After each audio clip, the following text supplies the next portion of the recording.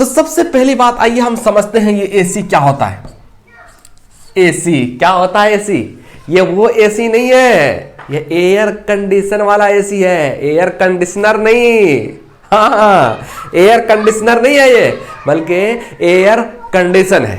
तो आइए सबसे पहले देखते हैं। फॉर एग्जांपल ये वाली एक तार चली गई है, ठीक है, और ये वाली एक तार है। फॉर एग्जांपल ये पॉजिटिव है और ये निगेटिव है। कौन सा है? ये निगेटिव है, ये पॉजिटिव तार है। और ये बल्ब अगर हम यहां पर लटका दें, ये वाला बल्ब अगर यहां पर लटका दें, लिख दें यहां पर बल्ब लटका दिए, ठीक है, यहां पर रोशनी हो रही है, और यहां पर ये वाला माइनस गया, ये वाला प्लस गया, ठीक है। प्लस माइनस एक बल्ब में अगर हम करंट देंगे, एक प्लस का और एक माइनस का, तो क्या होगा? ये बल्ब जल रहा है। और जब ये बल्ब यहां से जो ये सब जो देख रहे हैं ना, झड़ रहा है ना, ये क्या है? ये फोटोन है। फोटोन किसको कहते हैं? किसको कहते हैं? फोटोन। जब बल्ब जब जलता है ना, और जब ये रोशनी निकलती है ना, रोशनी के समूह को ही कहते हैं फोटोन। याद रहेगा? कोई दिक्कत नहीं? कोई दिक्कत नहीं। चलिए, ये वाला पॉजिटिव है, ये वाला नेगेटिव। अब ये 50 वाट का ये वाला बल्ब है, ये वाला बल्ब कितना वाट का है? 50 वाट का। लेकिन इसका वोल्ट कितना होगा? कितना होगा? कितना वोल्ट होगा? ये अगर वोल्ट होगा 440 वोल्ट। अब जरा समझिएगा, अब ये वाला जो पॉजिटिव है, ये वाला जो पॉजिटिव लाइन है ना, इसमें मान लिया जाए 170 वोल्ट, इतना वोल्ट जा रहा है, ठीक है। उसके बाद एक और पॉजिटिव गया, उसमें गया 220 वोल्ट। एक फेज में 220 वोल्ट है, दूसरे फेज में 170 वोल्ट है। कितना वोल्ट है? 170 वोल्ट है। और एक वाले में 220 वोल्ट है, एक वाले में 170 वोल्ट है। अब ये 170 और इसको अगर प्लस कर दीजिए, 220 को प्लस करिए 170 से, 220 को प्लस कर कितना होगा? 390। अब ये इस बल्ब की क्षमता कितनी है भाई? इस बल्ब की कितनी क्षमता है? 440 वोल्ट की। अब देखिए, ये 440 वोल्ट की इसकी क्षमता है, और इसको करंट कितना मिल रहा है? 390 मिल रहा है। 390 मिल रहा है, तो क्या होगा? रोशनी और अधिक हो जाएगा। क्या होगा? और अधिक हो जाएगा। अब देखिए, ये वाला मान लिया जाए, अगर ये वाला हम नहीं मिलाएंगे, ये वाला ही सिर्फ रहेगा, तो 170 और फिर ये निगेटिव, जिसको अर्थिंग कहते हैं, जिसको क्या कहते हैं? अर्थिंग। और एक पॉजिटिव रहेगा और एक अर्थिंग रहेगा, तो बल्ब अच्छे से बेहतरीन से जलने से कोई नहीं रोक सकता। बल्ब जलेगा ही जलेगा। अगर दो फेज सिर्फ क्या रहेगा? पॉजिटिव पॉजिटिव ही रहेगा, तो बल्ब नहीं जलने वाला।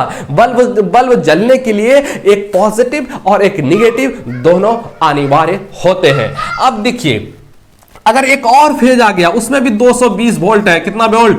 220 वोल्ट उसमें भी है, और 220 वोल्ट इसमें और प्लस कर दीजिए, कितना होगा? 610 वोल्ट है। आपकी बल्ब की क्षमता कितनी है भाई?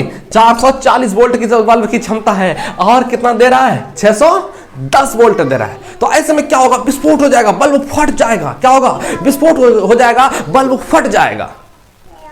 तो ऐसे में क्या करना है? कभी कभी आप देखते होंगे, लाइट करंट जो है ना, इतनी तेज आई, इतनी तेज आई, इतनी तेज आई कि बल्ब फुका गया, बल्ब जल गया, पंखा जल गया, एसी जल गया, कूलर जल गया। क्यों जल जाता है? वो इसलिए जल जाता है, इसलिए जल जाता है, इसलिए जल जाता है कि करंट, क्षमता से अधिक करंट आ जाता है, इसलिए जल जाता है। और क्षमता से अधिक करंट आता क्यों है? आता इसलिए है कि जब 2-3 तार गुजर रही होती है एक जगह से, तीनों अलग अलग फेज की है, और एक फेज दूसरे फेज से कनेक्ट हो जाता है, दूसरे फेज तीसरे से कनेक्ट हो जाता है। जब तीसरे से कनेक्ट होता है, सारे फेज का लाइट मिल जाता है, और जब सारे फेज का लाइट मिल जाएगा, तो क्या होगा? क्षमता से अधिक हो जाएगा। और जब क्षमता से अधिक हो जाएगा, तो ऐसे में क्या होगा?